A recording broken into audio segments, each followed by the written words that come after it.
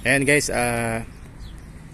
yung unbox natin sa channel natin, sa YouTube channel natin. So dito ko na nilagay. Yung phone mount, yung extended bar. Ito yung in-unbox natin, in-unpack natin dun sa channel natin. Ito yung bag. Yan, dyan ko nilagay. I suggest kung bibili kayo ng handlebar, itong bilhin nyo, itong isa sa AliExpress, no? Ayan, ito ang pangalan niyan. Ang pangalan niyan, yung brand niyan is West Viking. Ayan, West Viking. Ayan, 25 cm to, yung haba ng handlebar. At itong isa yung in-unpack natin dun sa video natin, sa YouTube natin, is 20 cm. Mas I suggest itong bilhin yung isa, itong West Viking. Ilalagay ko sa description at ipipin ko sa comment section yung online shop dun sa AliExpress na nabili ko. At lahat ng accessories na yan, katulad tong side mirror na to na dalawa, yan, side mirror na dalawa na yan, dun ko rin nabili sa AliExpress app. So malaking tulong yan. Malaking tulong yan. Ang kagandang kasi nito, yan, pwede nyo siyang itaas or ilagay sa loob para pag itatabi nyo yung scooter mo is naka-safety siya. Hindi siya sagabal.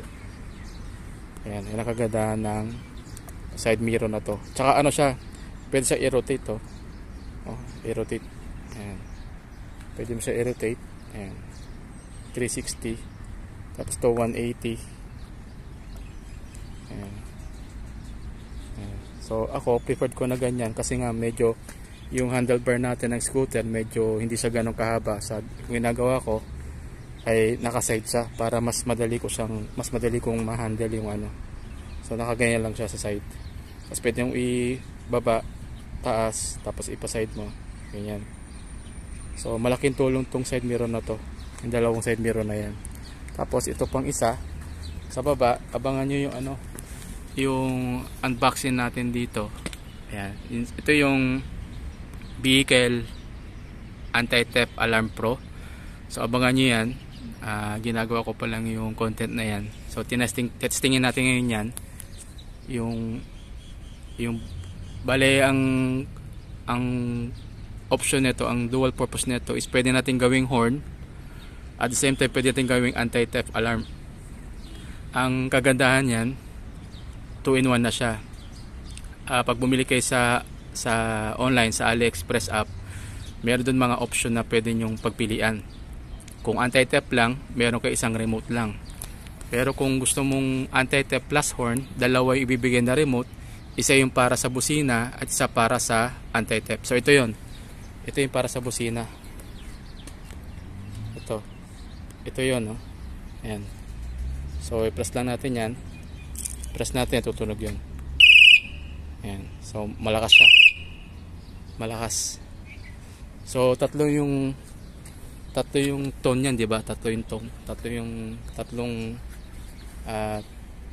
sound na pwedeng pagpilian.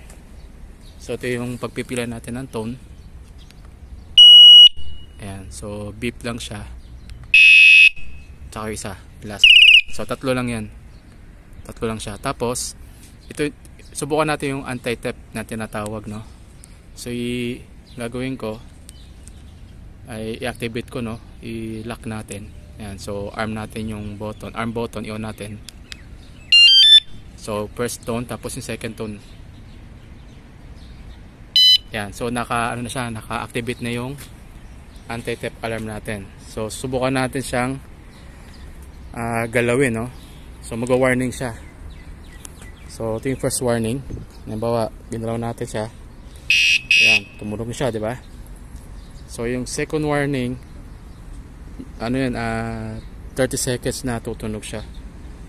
Okay, so ito tingnan natin. Ayan na, tumunog na siya. Ang lakas. Malakas. Ayan, so 30 seconds yan.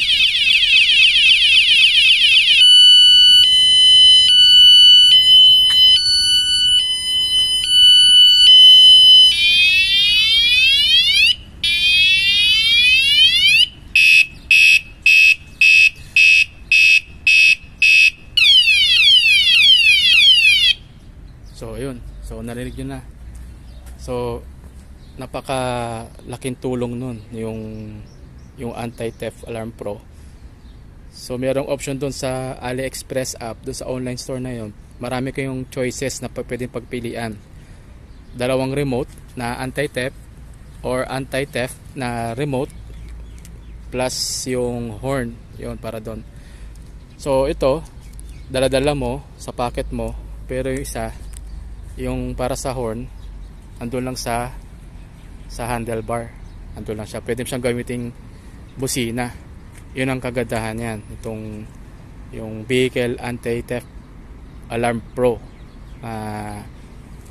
I-review natin dun sa ano. So abangan nyo yun. So yan yung application ng Vehicle Anti-Theft Alarm Pro.